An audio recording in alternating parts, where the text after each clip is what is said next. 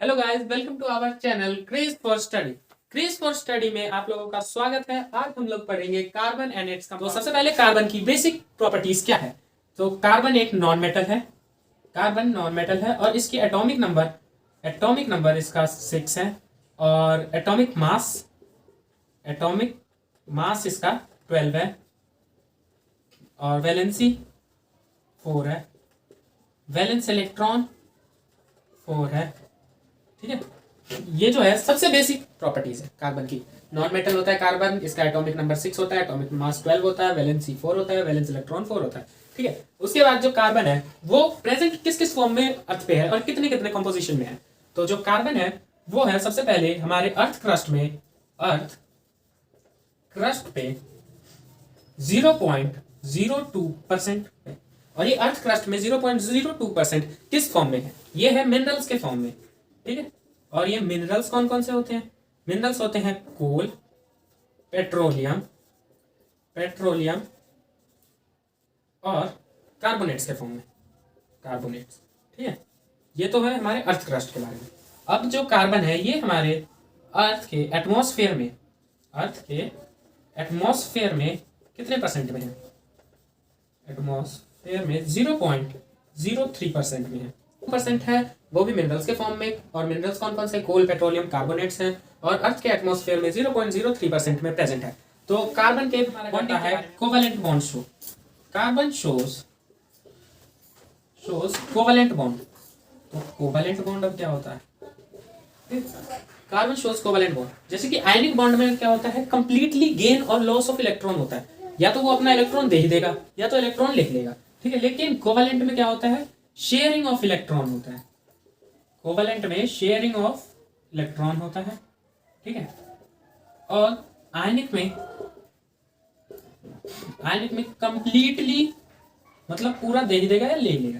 Completely gain और loss of electron होता है, लॉस ऑफ इलेक्ट्रॉन। ठीक है, ये कोवेलेंट और आयनिक बॉन्ड के बीच में छोटा सा डिफरेंस।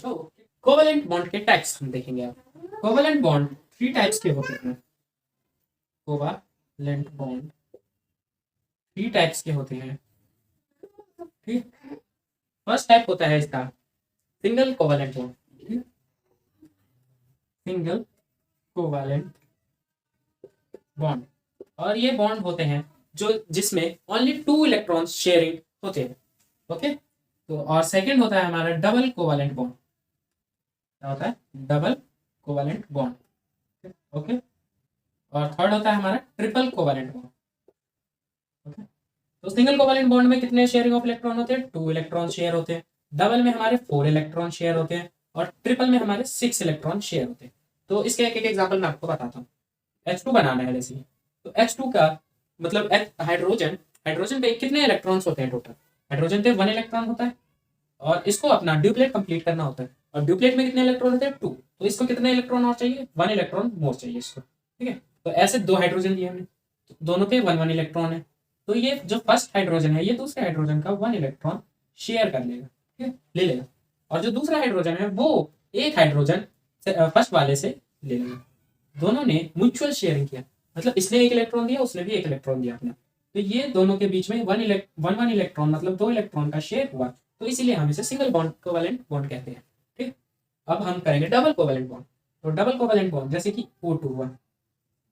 ओके, ऑक्सीजन का वैलेंस इलेक्ट्रॉन होता कितना है, कितना होता है, 6 होता है। ठीक, वैलेंस इलेक्ट्रॉन इसका 6 होता है। और ऑक्सीजन का हम ये बनाएंगे जो मैं बना रहा हूँ ये डॉट स्ट्रक्चर, इनको हम इलेक्ट्रॉन डॉट स्ट्रक्चर भी बोलते हैं। जैसे अब हम ऑक्सीजन के 6 इलेक्ट्रॉन फिल कर लेंगे, 2 4 2 6, 2 इधर 2 इधर 2 इधर, 6 इलेक्ट्रॉन इसके हो गए। और हम एक और ऑक्सीजन ड्रॉ करेंगे, उसके 6 इलेक्ट्रॉन बनेंगे। 6 इलेक्ट्रॉन ये। तो अब इसको जो एक ऑक्सीजन है उसको 2 मोर इलेक्ट्रॉन चाहिए स्टेबल होने के लिए। तो किसी भी एटम को स्टेबल होने के लिए, किसी भी एलिमेंट को स्टेबल होने के लिए उसके वैलेंस इलेक्ट्रॉन में 8 चाहिए। तो इसका वैलेंस इलेक्ट्रॉन 6 है, इसे 2 मोर इलेक्ट्रॉन चाहिए। तो अब ये 2 मोर इलेक्ट्रॉन किससे लेगा, इस वाले ऑक्सीजन से। ये अपना 2 ऑक्सीजन इसको देगा, मतलब शेयर करेगा। ये अपना 2 इलेक्ट्रॉन इसको शेयर करेगा और ये भी अपना 2 इलेक्ट्रॉन इसको शेयर करेगा। ये ऐसे बनेगा, मुझे 2 इलेक्ट्रॉन लिया, 2 इलेक्ट्रॉन, ठीक। तो इनके बीच कितने 4 इलेक्ट्रॉन का शेयर हुआ, फिर 1 2 3 4, 4 इलेक्ट्रॉन शेयर हुआ है तो मतलब वो डबल बॉन्ड हुआ, ठीक है, डबल कोवैलेंट बॉन्ड। अब ट्रिपल कोवैलेंट बॉन्ड तो हम बनाएंगे N2। नाइट्रोजन का वैलेंस इलेक्ट्रॉन कितना होता है, 5 होता है, ठीक। वैलेंस इलेक्ट्रॉन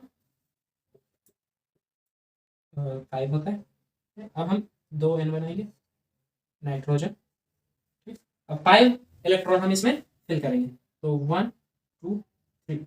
इसको कितना इलेक्ट्रॉन और चाहिए अपने वैलेंस इलेक्ट्रॉन फिल करने, मतलब स्टेबल बनने के लिए 3 इलेक्ट्रॉन इसे मोर चाहिए, ठीक। ओके, तो ये देखो 3 इलेक्ट्रॉन इसको भी चाहिए, 3 इलेक्ट्रॉन इसको भी चाहिए, तो ये क्या कर लेंगे, ये आपस में शेयर कर लेंगे 3 इलेक्ट्रॉन। ओके, ये देखो ये ट्रिपल बॉन्ड बन गया।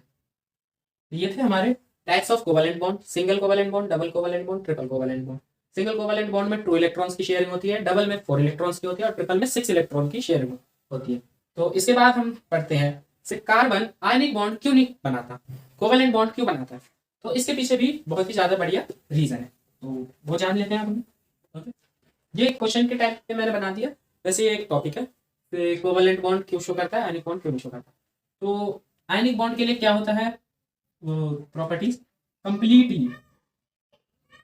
कंप्लीटली लूज और गेन ऑफ इलेक्ट्रॉन, ठीक है।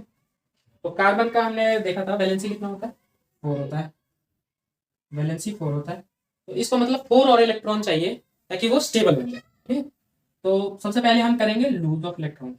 अगर इसने 4 इलेक्ट्रॉन लूज कर दिया तो इस पे प्रोटॉन कितने बचेंगे, जैसे कार्बन पे कितना 6 होता है इलेक्ट्रॉन, 6 प्रोटॉन, ये होता है, क्योंकि number of electron equals to number of proton होता है। तो कार्बन का एटॉमिक नंबर 6 होता है तो 6 इलेक्ट्रॉन होता है उस पर, और 6 एटॉमिक नंबर होता है तो 6 प्रोटॉन भी होता है उस पर। अगर उसने 4 इलेक्ट्रॉन अपना अगर लूज कर दिया, 4 electron loses, then it will have only 2 electron, और उसने 4 इलेक्ट्रॉन लूज करा तो 2 इलेक्ट्रॉन उस पर लेफ्ट ओवर होगा।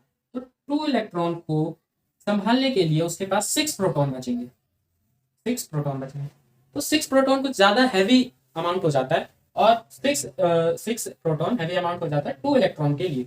और जो 4 इलेक्ट्रॉन जो लूज होगा उसके लिए हमें बहुत ही ज्यादा, मतलब हद से ज्यादा एनर्जी चाहिए, हद से ज्यादा एनर्जी चाहिए इनको बॉन्ड को ब्रेक करने के लिए, मतलब 4 इलेक्ट्रॉन लूज करने के लिए, ठीक है।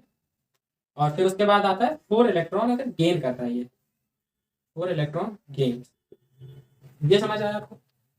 तो अब हम इसके बारे में पढ़ेंगे। तो अगर इसने गेन ऑफ 4 इलेक्ट्रॉन किया तो इस पे कितने 6 इलेक्ट्रॉन ऑलरेडी है, 4 इलेक्ट्रॉन और गेन कर लेगा तो कितना हो जाएगा, ये 10 इलेक्ट्रॉन।